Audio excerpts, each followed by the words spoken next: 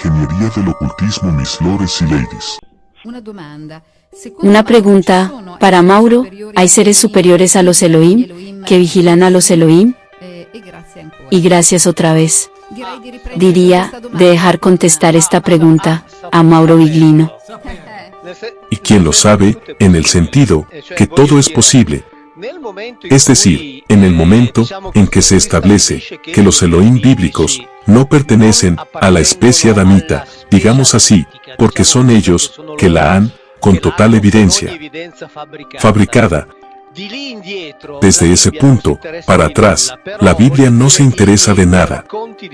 Pero los relatos de pueblos de otros continentes nos hablan de varias civilizaciones que nos han precedido aquí, por lo tanto, todo es realmente posible, en el sentido que, decir que encima de los adamitas. Estoy simplificando mucho, con un poco de calambres en el estómago, como podéis entender, pero es necesario hacerlo. Decir que encima de los adamitas están los Elohim, significa simplemente añadir un peldaño.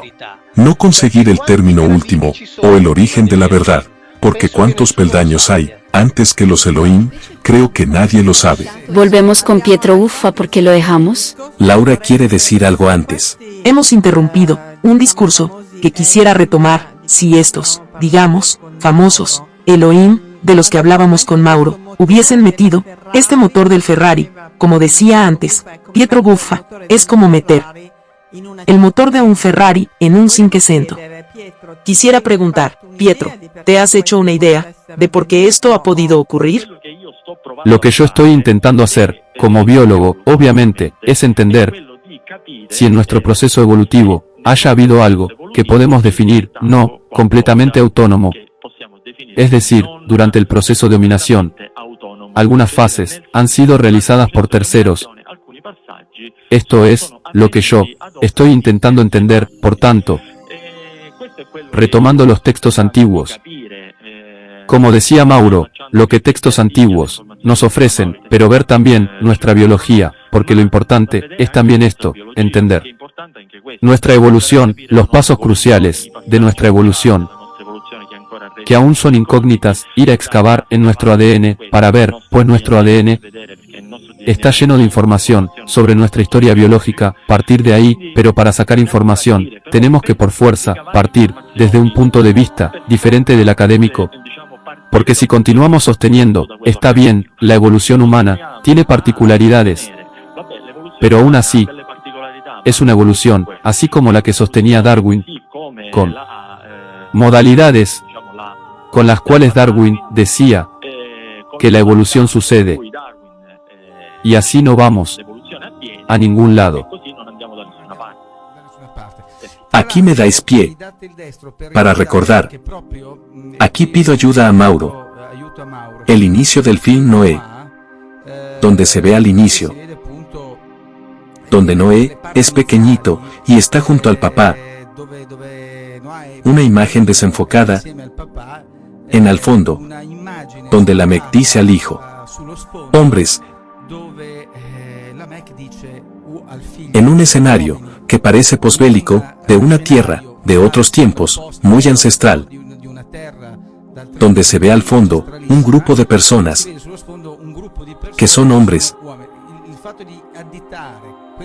El hecho de señalar a los que estaban llegando de forma belicosa y diciendo al hijo: hombres, esos son hombres. Entonces me pregunto, ¿ellos qué eran? Esto es interesantísimo. Tú habías dicho, me parece, que hiciste un inciso, que el director de Noé era un profundo conocedor del hebraísmo antiguo. Probablemente se documentó muy bien sobre esto. Digamos que esa filmografía, seguro que no es casual. Sobre esto, no hay dudas. El hecho que ellos definan, que los noaquitas definan a los demás como hombres, tiene un significado preciso en el relato bíblico, pero más aún en los relatos de textos que para nosotros no son canónicos. Me refiero en particular, por ejemplo, al libro etíope de Enoc, que no debemos creer verdadero, pero que para los cristianos coptos es sin embargo un libro canónico, está escrito claramente que cuando el padre de Noé ve al neonato Noé, mira la piel blanquísima, los ojos, talmente brillantes y grandes, que parecían emanar luz, mira el cabello rubio rojizo, o rubio claro, y dice, este no es hijo mío, y manda a pedir explicaciones, y en efecto, también en la Biblia, está escrito, que a través de Noé, ellos, restablecen lo que es justo, pero lo que es justo, no del punto de vista ético, moral, de lo cual, no les importaba nada, basta con leer la Biblia, sino del punto de vista fisioanatómico, mejor dicho genético. Por tanto, los noaquitas son los que aún retienen, que son los descendientes de la estirpe noaquita. Se distinguen respecto al resto de la humanidad, pretenden ser diferentes al resto de la humanidad, y cuando la Biblia nos dice que al final del llamado diluvio universal, quedó solamente la familia noaquita, es un bonito cuentito, pero de otros relatos, a partir, por ejemplo, de Nicolás de Damasco, etc., nos dicen, obviamente, que al final del diluvio, había un montón de gente, incluida la montaña, en la que llegó la barca, digamos así, de Noé con los suyos. Y dice Nicolás de Damasco, que estaba lleno de gente, cuando ellos desembarcaron. Después los otros, no tenían ganas de bajar, porque tenían miedo, y la familia de Noé, les convenció, etc. Por lo tanto, esta distinción, entre los noaquitas, y los hombres, es algo que está dentro de esos relatos. Después todo fue simplificado, al decir, que Noé, es el único que quedó, no es verdad. Yo daría espacio a las preguntas que han llegado. Empezaré con esta. Si Adán y Eva no debían procrear, porque de eso se ocupaban los Elohim, con la clonación, porque han sido diseñados anatómicamente como somos nosotros ahora.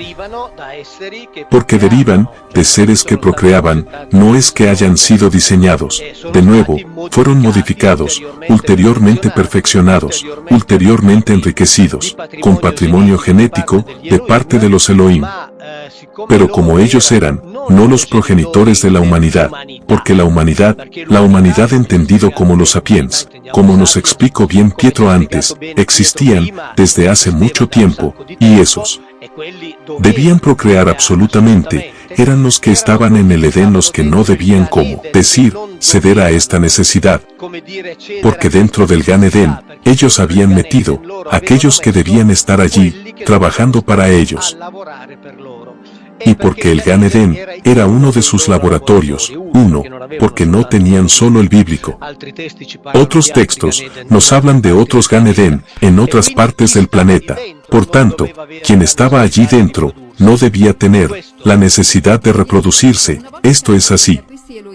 Una vez entendido que a estos Elohim necesitaban el oro para, hacer alargar sus telómeros, porque necesitaban tantísimos trabajadores para conseguirlo, hay un punto interrogativo. No entiendo la pregunta. Creo que hay también una interferencia del celular. ¿Cuánto oro necesitaba cada uno? O quizás, como ya se dijo, estos seres fueron mandados a la tierra, porque eran la escoria de los Elohim, y como una especie de condena, y los pusieron a excavar minas de oro, para luego mandarlo a su planeta de origen. Obviamente puede ser, por desgracia, la verdad, no la tenemos. Por tanto, todas las hipótesis están abiertas, el secreto está aquí, en tener la mente abierta a todas las hipótesis, y en la capacidad de vivir serenamente, en la duda, hasta que podamos saber más. Tengamos abiertas todas las posibilidades, una es seguramente esta, el tema del oro. Esta es la duda, porque todas las civilizaciones del planeta Tierra nos hablan de la llamada Edad de Oro, y nos la describen como cuando los llamados dioses caminaban al lado de los hombres, y ese metal era el metal que necesitaban los dioses. ¿Para qué servía? Servía como se experimenta ahora, porque tiene funciones precisas. Al interno de las células humanas, hay quien hizo la hipótesis relativa al discurso Nibiru. Cada uno es libre, obviamente, de aceptar la hipótesis que más le guste. Lo importante, en mi opinión, es agarrar la sustancia.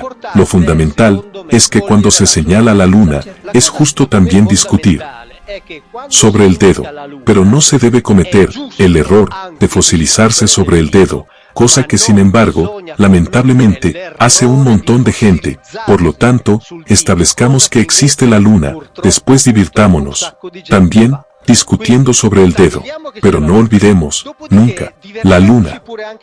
Y la luna estaban estos, querían ese metal, después hagamos todas las hipótesis posibles imaginables. Está muy bien. Y mucho menos, si uno con certeza puede excluir una a favor de otra, absolutamente, sería absurdo, sería necesario traer pruebas que nadie tiene, obviamente, por tanto, en ausencia de pruebas, tengamos la mente serenamente abierta. Perdonad si me entrometo. No, por favor, lo queríamos incorporar. Sobre el tema de los telómeros, obviamente, se debe evitar que se acorten los telómeros, no el alargamiento, como decía la pregunta, porque, durante varios ciclos celulares, por tanto, durante la vida de un organismo, se nota un acortamiento de estas regiones periféricas de los cromosomas. Ahora, me pareció tener no recuerdo del autor, pero en todo caso, se me olvida el nombre, pero puedo decir que hay estudios que se están haciendo sobre el uso del oro monoatómico para esta situación como inhibidor del acortamiento de los telómeros. No sé en qué punto están los estudios, pero sé que están en curso. No es que todo haya quedado en nada en esta hipótesis que hacía nuestro oyente.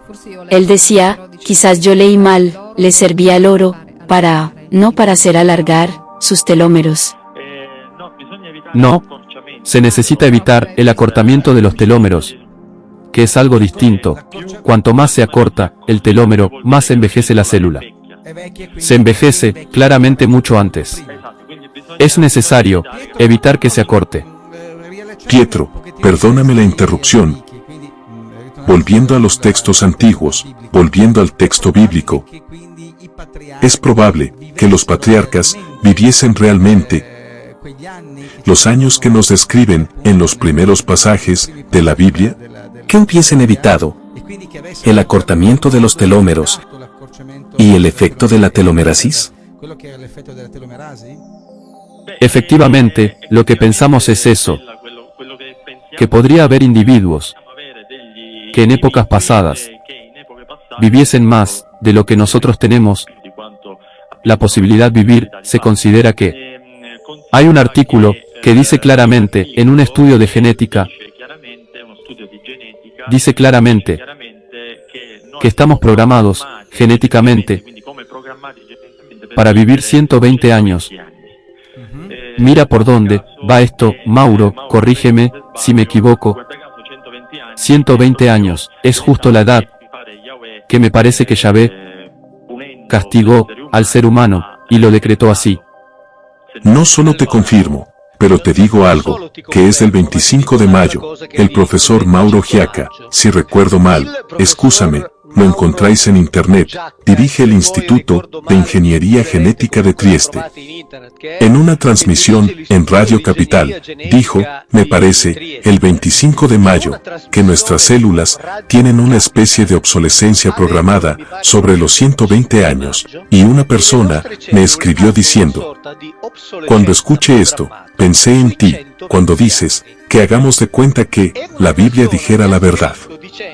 Porque en el capítulo 6 del Génesis, cuando los varones Elohim se unen con las mujeres adamitas, y esto no se habría podido verificar, porque era un cruce, digamos así, impropio, y los Elohim, en este caso la Biblia atribuye todo a Yahvé, porque lo han convertido el más grande y luego casi el único de los Elohim, en un modo absolutamente inapropiado, y los Elohim, en este caso la Biblia, atribuye todo a Yahvé, porque lo han convertido en el más grande, y luego casi el único de los Elohim, en un modo absolutamente inapropiado.